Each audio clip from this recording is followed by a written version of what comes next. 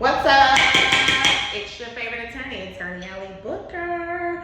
Order in the court, honey. She, your lawyer, legal cutie. Welcome to the court of our public opinion. They wrote to me and they said, principal on a mortgage, I've got questions.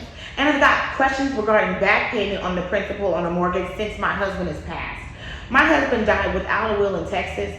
He had 2 kids from previous marriages. It's been almost 4 years since he died, and now they started probate. The land and the house is in his name he had before we married in 2006. I've been served with papers saying that I have 1/3 of a life estate. I've been paying mortgage. Do they have to pay me back payment on the principal of the mortgage since my husband's passing?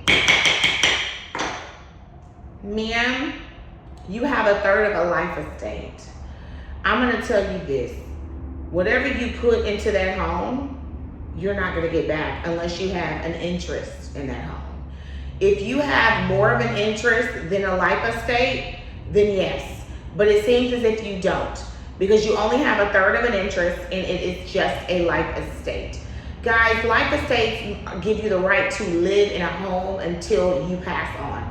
A lot of the times men already have homes, they already have previous properties, they get married again and they bring that wife into that property. I wouldn't do it. However, many women do. And what happens is, if and when their partner passes on, the other kids come on and they're like, get out.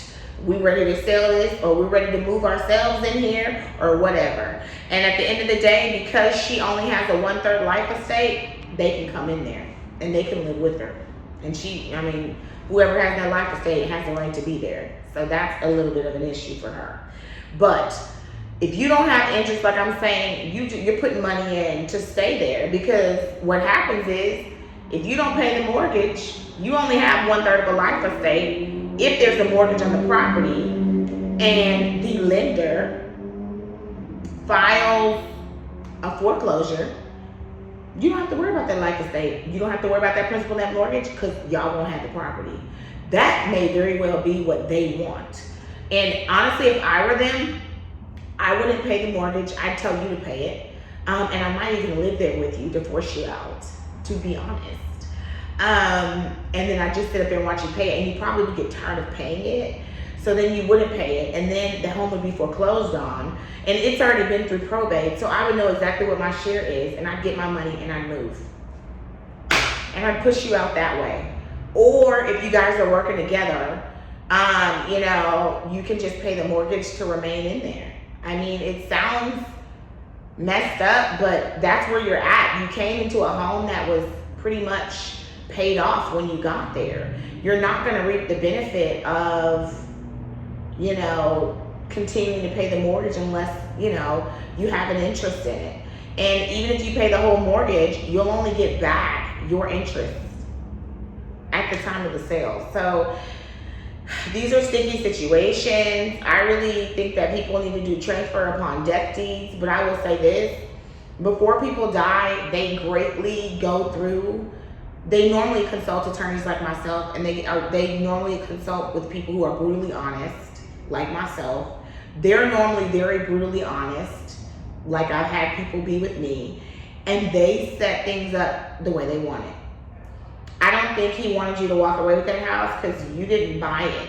If he wanted you to, he very well could have willed it to you, or he could have signed a deed, transfer upon death, and taken it right out of his children's hands. This gentleman intends for his children to take their part, period. And so he knows that, they have an interest in it. He probably has talked to them and is hoping that they'll leave you alone while you're there. But girl, ain't no money in it for you. Next case, ain't no money in it. But if you ain't gonna be living rent-free, living in a place and all of that, you can't have it both ways. You can't eat out both sides of our mouth. One jaw should chew at a time. Next case. Sitting here behind these walls. Think it's time I made that call. I'm locked up and facing charges. Who gon' fight these cases for me? I call Booker Law Firm. They got the job job done.